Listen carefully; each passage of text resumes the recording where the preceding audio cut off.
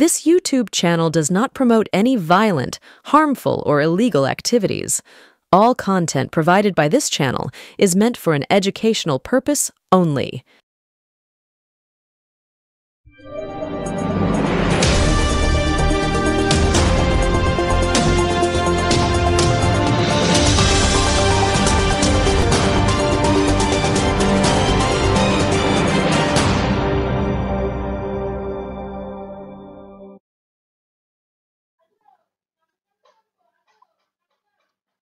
সুপ্রভাত, নমস্কার, আদাব।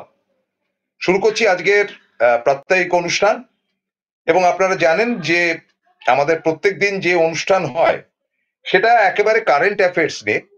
ঠিক আর ২-৩ ঘন্টার মধ্যেই নেতাজি ইন্ডোর স্টেডিয়ামে হৈ হৈ করে তৃণমূলের উচ্চ স্তরের নেতাদের, মানে যারা কেউ কাউন্সিলর, কেউ হয়তো জেলা সভাধিপতি, তাছাড়া গ্রামীণ যে জায়গাগুলো রয়েছে পঞ্চায়েত ইত্যাদি ইত্যাদি, তারা সব হাজির হচ্ছেন। এবং এটা যে সাজানো হয়েছে আজকে, তার ছবিটি আমাদের এনকে ডিজিটালে আমরা সরাসরি পেয়েছি। এবং সাজিয়ে গুছিয়ে 11টা নাগাদ শুরু হবে, যদিও মুখ্যমন্ত্রী আস্তে আস্তে আরো হয়তো ঘন্টা দেড়েক দুয়েক। সভাপতিত্ব করবেন তৃণমূল কংগ্রেসের রাজ্য সভাপতি সুব্রত বক্সী, এবং উপস্থিত থাকবেন সর্বস্তরের টপ নেতারা, যারা মন্ত্রী ইত্যাদি ইত্যাদি।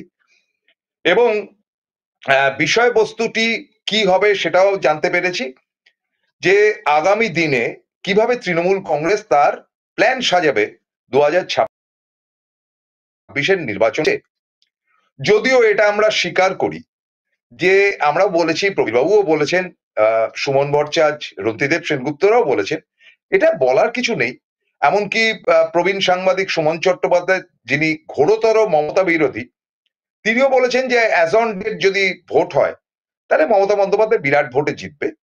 এবং 1 বছর বাদে বা 1 বছর জায়গায় 14 মাস 15 মাস বাদেও যদি ভোট হয়, তাতেও মমতা বন্দ্যোপাধ্যায় বিরাট ভোটে জিতবেন।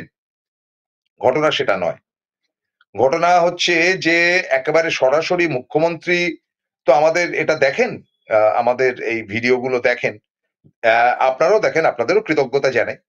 দেখেন না তথাকথিত তৃণমূল কংগ্রেসের এই ফেসবুকিয়ানরা, তাদের এত ব্যস্ত, এবং তা একটা আইটি সেল রয়েছে, আইটি সেলের লোকেরা তার বউকে নিয়ে কোথায় বেড়াতে যাচ্ছে সেসব জিনিসগুলো নিয়ে ব্যস্ত থাকেন বেশি। বোগাস একটা কমিটি। আমি সরাসরি এই ব্যাপারে যারা দায়িত্বে রয়েছেন তাদেরকে আমি সমালোচনা করেই বলছি। আমি আগে মিষ্টি করে বলেছি যে ভাই দেখো, তোমাদের দিয়ে কিন্তু, মানে তোমাদের এই ডিজিটাল ওয়ার্ল্ডে যেভাবে তোমরা মুভ করছো, তাই দিয়ে কিন্তু তোমরা ডোবাচ্ছ দলকে, এবং খুবই খারাপ হচ্ছে।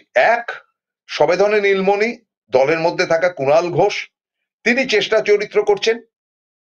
অরূপ চক্রবর্তী বা বিভিন্ন মানুষরা, তারা কিছুটা বক্তব্য রাখছেন। আর আমরা যারা অন্তত নিজেদেরকে নিরপেক্ষ বলেও রাজ্যের ভালো চাইছি, তারা কিছু কথা বলছেন। এবং আমরা শুধু নয়, আমি প্রবীরবাবু তো ঠিক আছে, এবং তার বাইরেও বিভিন্ন যে পোর্টালগুলো রয়েছে বা বিভিন্ন যে ইউটিউবরা রয়েছে, তারা দিদির ভালো চাইছে। এবং সম্প্রতি একটি অনুষ্ঠানও হয়ে গেল, সেখানেও সেই বক্তব্য শুনলাম। দলের নেতা টেতার ব্যাপার না।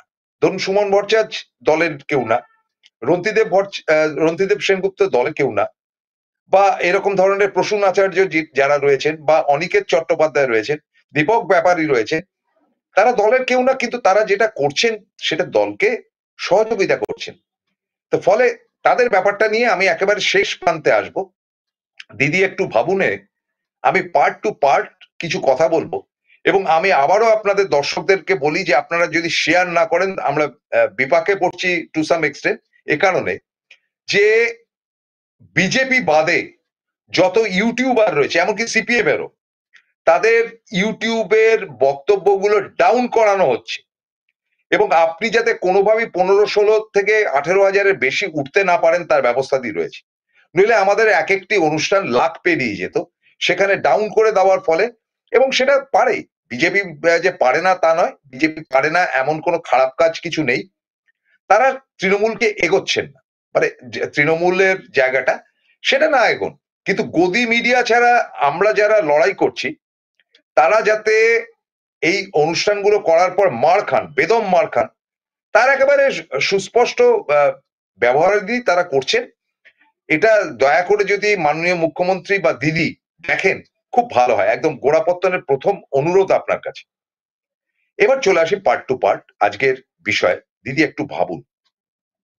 দেখুন দিদি, আপনি জিতবেনই এবং আপনার জীবনের যে অবদান, আপনার যে লড়াই, তাতে করে একটি তৃণমূল কংগ্রেস বলে একটি দল তৈরি হয়েছে, যে দলটি সিপিএম এর মতন একটি অযোগ্য এবং কি বলা যায় একটা রাউডি দলকে, যারা একেবারে আহ, মানে আসর গেথে ভারতবর্ষের বুকের বিভিন্ন প্রান্তের সঙ্গে পশ্চিমবঙ্গ দখলদারি নিয়েছিল 34 বছরে, এবং সেই জগদ্দল পাথরটিকে আপনি সরাতে পেরেছেন। আপনি কংগ্রেসে থাকলে জন্মেও পারতেন, কারণ এখানে দলাদলি, ভেদাভেদি ইত্যাদি ইত্যাদি নানানবিধ ব্যাপার আছে।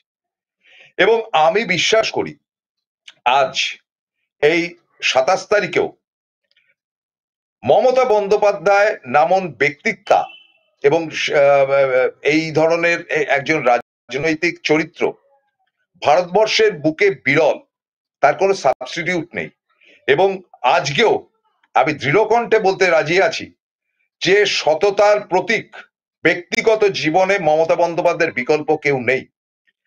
এত সাধারণ জীবনযাত্রা মমতাদির, এত স্বাভাবিক মানুষের সঙ্গে মেশা এবং মানুষের কথা ভাবা, সেটা ভারতবর্ষের বুকে কজন মুখ্যমন্ত্রী করতে পেরেছেন, কজন প্রধানমন্ত্রী করতে পেরেছেন, তালিকায় তাদেরকে 1-2 করে রাখা যেতেই পারে। আমি খুব চ্যালেঞ্জের সঙ্গে বলছি, এই ব্যাপারে একেবারে শীর্ষে থাকা যে যদি 3টে নামও থাকে, একটি নাম কিন্তু মমতা বন্দ্যোপাধ্যায়। সুতরাং দিদি, আপনার সততা নিয়ে আমাদের কোনো প্রশ্ন নেই। আপনার মানব প্রেম এবং মানুষকে ভালোবাসার জায়গা থেকে যে জায়গাটি তৈরি করেছেন, সে ব্যাপারে সন্দেহের কোনো অবকাশ নেই। এবং সবচাইতে প্রধান এবং প্রথম কথা যেটা, যে আপনি মানব দরদি শুধু নয়, আপনি কাজের লোক, কাছের লোক। এই যে কথাটা আমরা কংগ্রেস জমানায় বলতাম, কাছের লোক, কাজের লোক, অমুককে ভোট দিন, সে হেরে যেত অবশ্য শেষ পর্যন্ত। সেই কাছের লোক এবং কাজের লোকের জায়গায় যদি জন্য থাকে ভারতবর্ষের বুকে বিগত 15-20 বছর ধরে, এতে আমাদের কোনো সন্দেহ নেই, আপনি আমার প্রণাম নেবেন। কিন্তু দেখুন, দিনের শেষেও তো সাংবাদিক সমালোচনা, আলোচনার তো কিছু জায়গা থাকে। আর 3-4 ঘন্টার মধ্যে আপনি দিদি এই নেতাজি ইন্ডোর স্টেডিয়ামের ময়দানের পাশে থাকা হাজার হাজার মানুষকে পার হয়ে, কারণ বাইরে বড় স্ক্রিন টাঙানো হবে, ভেতরে কি আলোচনা হচ্ছে আম জনতা সেটা দেখতে পাবে, তাদেরকে পার হয়ে আপনি মঞ্চে গিয়ে পৌঁছাবেন, প্রচন্ড হর্ষধ্বনি এবং চিৎকার হবে, এবং তারপরে আপনি মূল বক্তা। দেখে নিন আপনারা কিভাবে সাজানো হয়েছে। তো সেখানে আমি এবং আমাদের টিম কিছু অনুরোধ করছি। রাখা না রাখার ব্যাপারটা সম্পূর্ণ আপনার, দলটি আপনার, এবং আপনাকে বাদ দিয়ে এই দলকে ভাবাই যায় না। কারণ এই দলের তৈরির 99.9% কৃতিত্ব আপনার একার, কারুর না। এবং আপনি যদি মনে করেন একে আজকে তুলবেন, ওকে আজকে দরকার নেই, তুমি ভাই রেস্টে যাও, সেটা বলবার অধিকার 100% আপনার আছে। কিন্তু সত্ত্বেও আমরা তো আপনাকে ভালোবাসি, শ্রদ্ধা করি, কিছু কথা বলি। সেই কথাগুলো যদি দয়া করে, আমি জানি যে আপনি আমাকে খুব ভালোবাসেন, আপনার স্নেহ পেয়েছি, এবং আপনার সততা এবং আপনার ন্যায়নিষ্ঠতার তো ধারে কাছে আমরা পৌঁছাতে পারবো না। আমরা দূর থেকে ভালোই বেসে গেছি এবং চেষ্টা করি নিজেকে সৎ রাখা, আপনাকে দেখে আপনাকে আদর্শ মনে করি। কিন্তু আজ যেভাবে গেরুয়াকরণের একটা অপপ্রয়াস, অপচেষ্টা দেশব্যাপী চলছে, এবং গতকাল অবধি শিবরাত্রিকে কেন্দ্র করে যে নোংরামি চলছে এই কুম্ভ মেলাকে কেন্দ্র করে, তার তীব্র প্রতিবাদ করি। প্রতিবাদ একমাত্র ভারতবর্ষের বুকে আপনি করেছেন, এবং যেখানে সেখানে একেবারে খোদ বিধানসভায় বসে, বিধানসভায় দাঁড়িয়ে আপনি সেই প্রতিবাদটা করেছেন যে হ্যাঁ, গঙ্গা মাকে আমরাও প্রণাম জানাই, কিন্তু যে কাণ্ডটি হচ্ছে, যে আনপ্ল্যান হচ্ছে, যেভাবে হিন্দুদের মৃত্যু হচ্ছে এটাকে কেন্দ্র করে, এবং এবং এই মৃতদেরকে শহীদ আখ্যা দিয়ে যা খুশি তাই চলছে, এটা বন্ধ হওয়া দরকার, এটা আপনি বলেছেন। আমরা 100% আবারও আপনাকে সমর্থন করি, কিন্তু বলি যে যে ভয়ঙ্কর রকম হিন্দুত্ববাদকে ছড়িয়ে দেওয়া হচ্ছে সেটা কিন্তু দুর্গা, কালী, সরস্বতী, লক্ষ্মী, জগদ্ধাত্রী বা রাধাকৃষ্ণের বাংলায় কিন্তু তা অচল। ভাবতে হবে দিদি, কারণ একটা মারোয়ারি ক্লাসের হিন্দুত্ববাদ কিন্তু বাংলায় টুকটুক করে প্রবেশ করছে, যাদের কাছে রাম প্রধান ভক্ত, মানে ভগবান, এবং ওই ধরনের কিছু একটা অদ্ভুতুরে, যেখানে শাক্ত বা আমাদের বাংলায় চলিত হিন্দুত্ববাদকে নস্যাৎ করে দিয়ে বজ্জাতির আখড়া করে এমন কিছু ঈশ্বরবাদের কথা বলা হচ্ছে যা কিন্তু আমাদের বাংলার পক্ষে ক্ষতিকর। যেভাবে হিন্দুদেরকে পার্ট পার্ট করে ডিভাইড করা দীর্ঘদিন ধরে, কারণ এই বিজেপি দলটা হচ্ছে প্রধানত ব্রাহ্মণ্যবাদের দল, যদিও নরেন্দ্র মোদী ব্রাহ্মণ ছিলেন না বা ব্রাহ্মণ নন, কিন্তু আরএসএস তো ব্রাহ্মণ্যবাদের, তাদের যারা শীর্ষে থাকেন প্রত্যেকেই ব্রাহ্মণ, এবং সেই ব্রাহ্মণ্যবাদ যেভাবে ছড়িয়ে দেওয়া হচ্ছে এবং যেভাবে তাদের সিস্টেমকে হিন্দুস্তান করার চেষ্টা হচ্ছে, আমরা তার তীব্র প্রতিবাদ করি। কারণ এটা আমাদের হিন্দু বাঙালিদের কালচারের মধ্যেই পড়ে না। ফলে দিদি সতর্ক হওয়ার প্রয়োজন। আপনি হয়তো কনফিডেন্ট যে আমি লড়ে গিয়ে 250 আসনের কাছাকাছি পাবো, ঘটনা তা নয়। এরা যে কি করতে পারে আর কি করতে পারেন না, আমরা কেজরিওয়ালকে দেখে তার শিক্ষাটা নিয়েছি, আমরা মহারাষ্ট্রের ভোট নিয়ে তার শিক্ষাটা নিয়েছি, এবং যেভাবে নষ্টামি চলছে উত্তরবঙ্গে সেটার কিন্তু প্রতিবাদ হওয়া দরকার।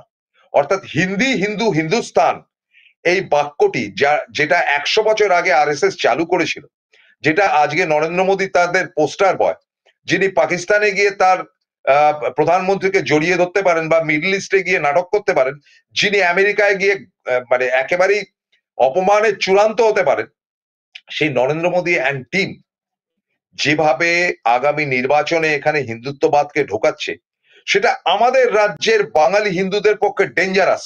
সেটা মারোয়ারিদের পক্ষে ঠিক আছে, পশ্চিমবঙ্গটা মারোয়ারিদের বাবার জমিদারি নয়, পশ্চিমবঙ্গটা মারোয়ারিদের বাবার জমিদারি নয়, তাদের সিস্টেমকে আমরা মানব না। এবং তারা যেভাবে চালাচ্ছেন, যে সিস্টেমটা চালাচ্ছেন, নিরামিষ ভোগ, বা তারা তো বলছেন নিরামিষ খাওয়া উচিত ইত্যাদি ইত্যাদি, যেভাবে তারা কলকাতার দখলদারি নিয়েছে, শিলিগুড়ির দখলদারি নিয়েছে, এই ব্যাপারটা কিন্তু ভাবতে হবে দিদি।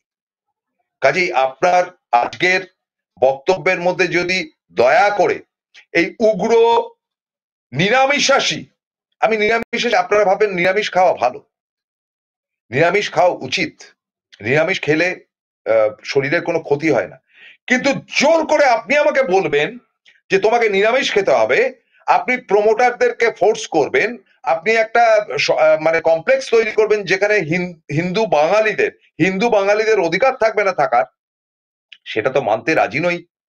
সেই জায়গাটা দেখুন দিদি, কারণ এরা সেই ব্রিটিশ ইস্ট ইন্ডিয়া কোম্পানির মতো ধীরে ধীরে ধীরে ধীরে প্রবেশ করছে। 100টা মারোয়ারি থাকলে তাদের চাচেরা ভাই, নানেরা ভাই, অমুক ভাই, তমুক ভাই, যত যেখানে আছে সব পশ্চিমবঙ্গে এসে ঢুকছে, ইন্ডাস্ট্রি হতে দিচ্ছে না, তারা এখানে ইন্ডাস্ট্রি হতে দেবে না, যেটা জ্যোতিবাবুদের কল্যাণে এরা উঠে এসছে, এবং জ্যোতিবাবুদের কল্যাণে এরা আজকে ব্যবসা বাণিজ্য করছে, স্কুল কলেজ থেকে শুরু করে ট্রেডিং বিজনেস প্রত্যেকটা জায়গায়। এদের হাত থেকে রক্ষা করুন দিদি, এই গুটখাখোরদের হাত থেকে রক্ষা করুন, এটা আমার আজকের দিনে দ্বিতীয় অনুরোধ।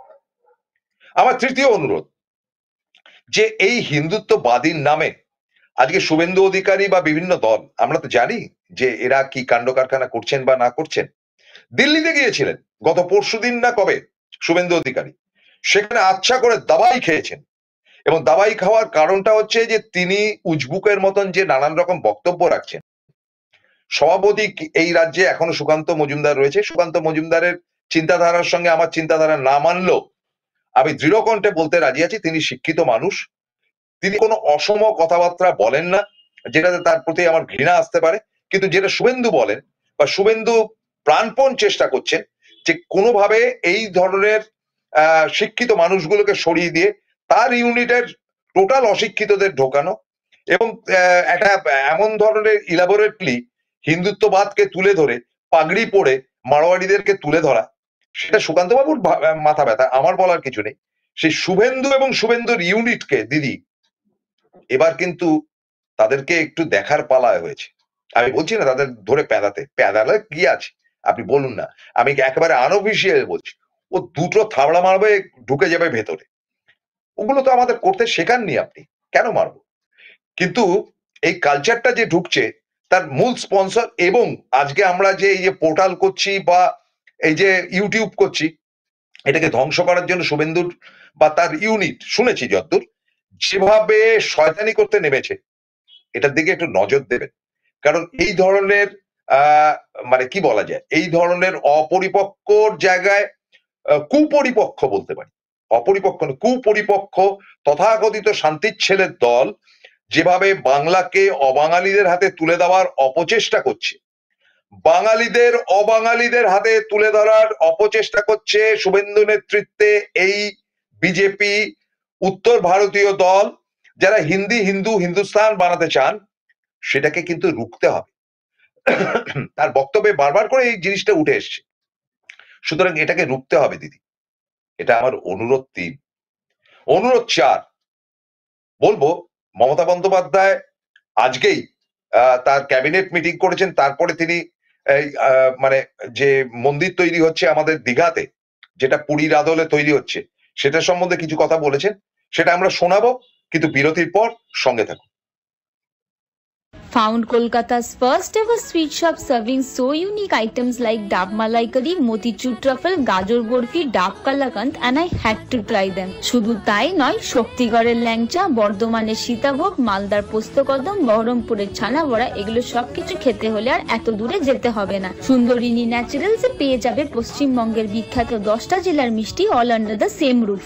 এদের বেস্ট সেলার্স কচি ডাবের শাঁস দিয়ে বানানো ডাব মালাইকারি আর কলা পাতায় মোড়া গুড়ের সন্দেশ পাতুরি আর মাস্ট ট্রাই।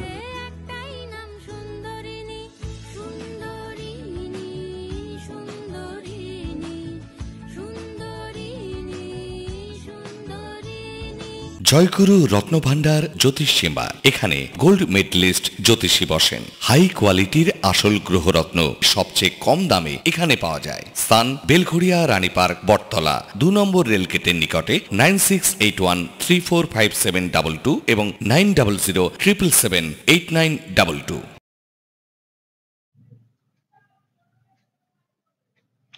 ফিরে এলাম বিরতির পর।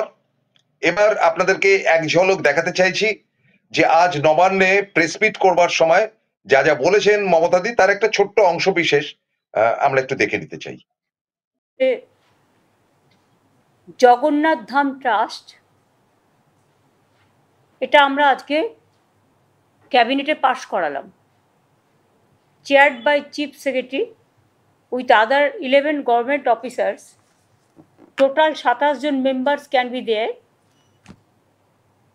one representative from ISKCON, one from Jagannath Temple Puri, যেটা মাসির বাড়ি জগন্নাথ টেম্পল পুরী, মাসির বাড়ি দীঘা, সনাতন সংঘ, কালীঘাট মন্দির, সারদা মঠ অ্যান্ড রামকৃষ্ণ মিশন, এবং একটা chartered accountant firm, legal firm, আর মাস মিডিয়া এবং কমিউনিকেশন থেকেও একজনকে রাখা হবে। এটা আজকে ঠিক হলো, তার কারণ হচ্ছে এটা ঠিক হওয়ার পরেই, ক্যাবিনেটে পাস হওয়ার পরেই আমাদের যেটা করতে হবে, আমাদের ট্রাস্টের মিটিং আছে আগামী পরশু 27 তারিখে, শিবরাত্রির পরের দিন। সেখানে আমাদের সিদ্ধান্ত হবে অন্যান্য। আর আপনাদের তুমি আগেই বলেছি যে অক্ষয় তৃতীয়ার দিন এটা উদ্বোধন হবে, কিন্তু তার আগে 28 তারিখে ওখানে যজ্ঞ হবে, এবং আই থিঙ্ক 30 তারিখে উদ্বোধন হবে, 29 তারিখে যজ্ঞ হবে। সুতরাং এটা আপনাদের জানালাম, মানুষকেও জানালাম। আমরা আজকে প্রায় 6টা চায়ের বাগান,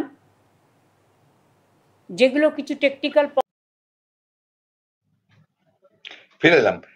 ফলে আমরা জানতে পারছি যেটা, যে একেবারে টিপিক্যাল বাঙালিদের যে সমস্ত হিন্দুদের নানান রকম প্রতিষ্ঠান রয়েছে, সেটা রামকৃষ্ণ মিশন থেকে দিদি তাদেরকেই কমিটিতে রেখেছেন। আমরা খুশি, আমরা আহ্লাদিত এবং আনন্দিত।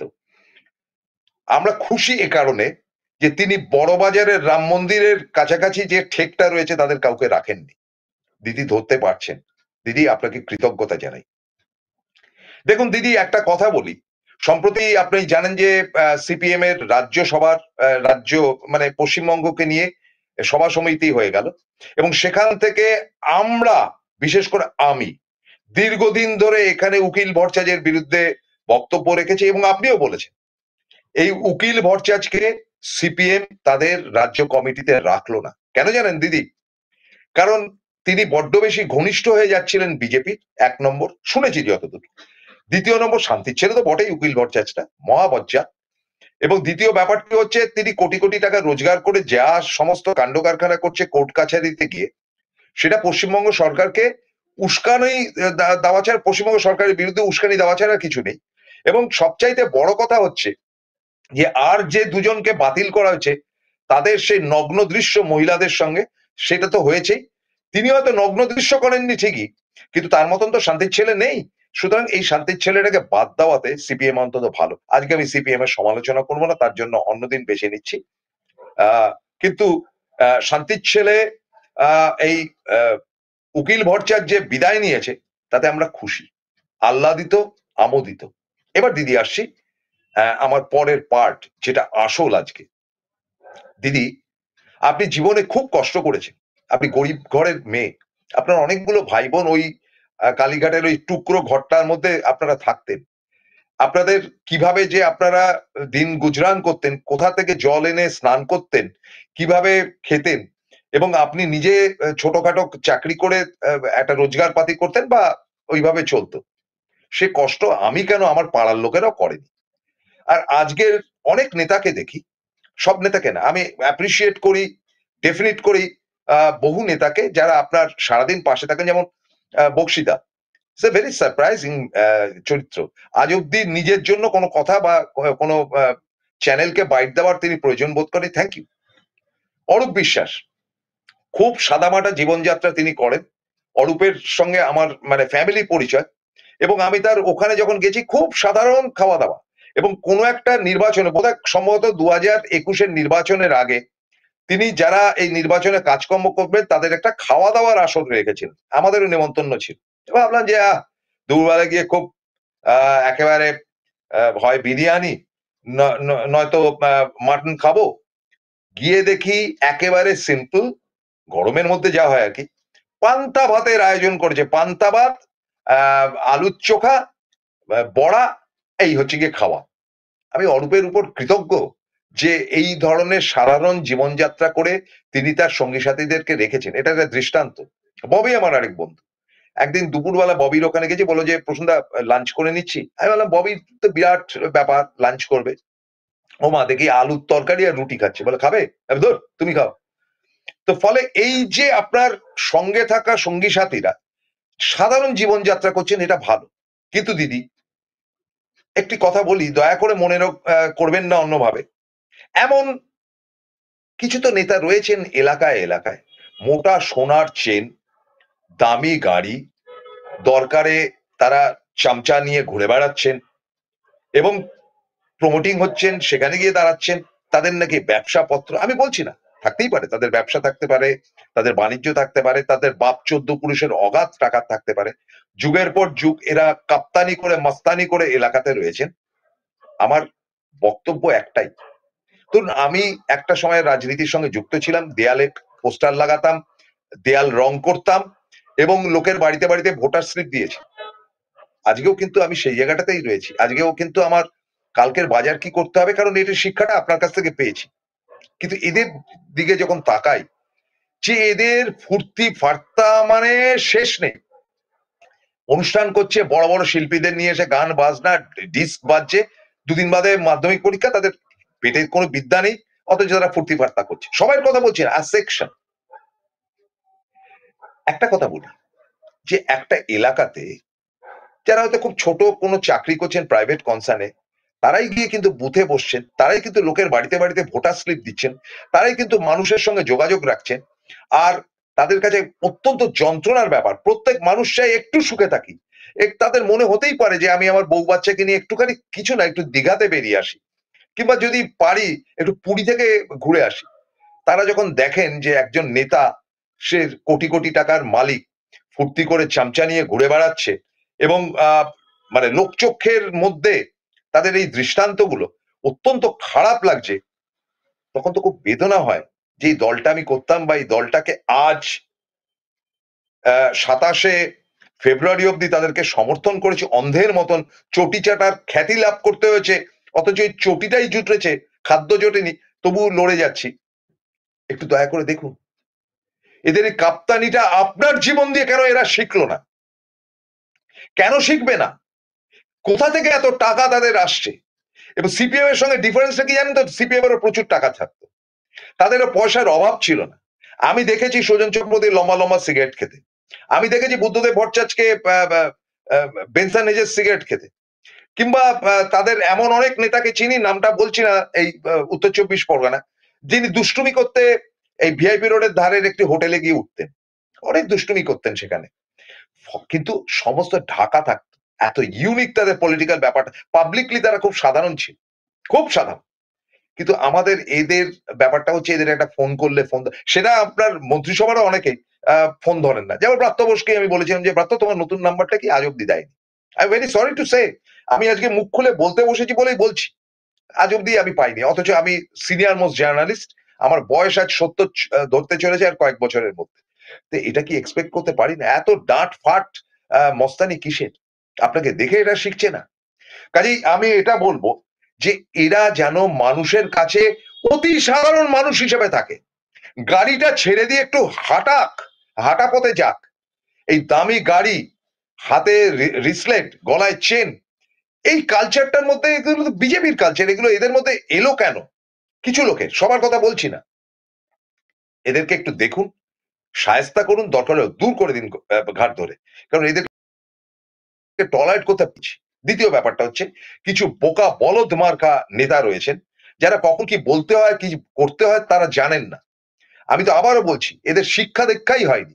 কে গঙ্গাসাগর নিয়ে এত বিতর্ক, আমাদের এখানে 1 ডজন লোক মারা গেল বাঙালি, তাদের প্রত্যেকের সঙ্গে আপনি যোগাযোগ করলেন ব্যক্তিগতভাবে, আপনার নেতারা গিয়ে তাদের সঙ্গে যোগাযোগ করলো, চিন্তা করবেন না আমরা পাশে রয়েছি, যদিও তার দায় দায়িত্ব নেওয়ার কোনো প্রয়োজন নেই পশ্চিমবঙ্গ রাজ্য সরকারের, কিন্তু নিলেন দিদি, আপনি নিলেন। অথচ আপনার দলের কোন এক বিধায়ক তার বউকে নিয়ে, নতুন বউ, ন্যাকামি করতে, আমি নামই বলছি, এই তো মল্লিক, কাঞ্চন মল্লিক, সেখানে ডুব দিয়ে 1000টা ছবি ছেড়ে দিল।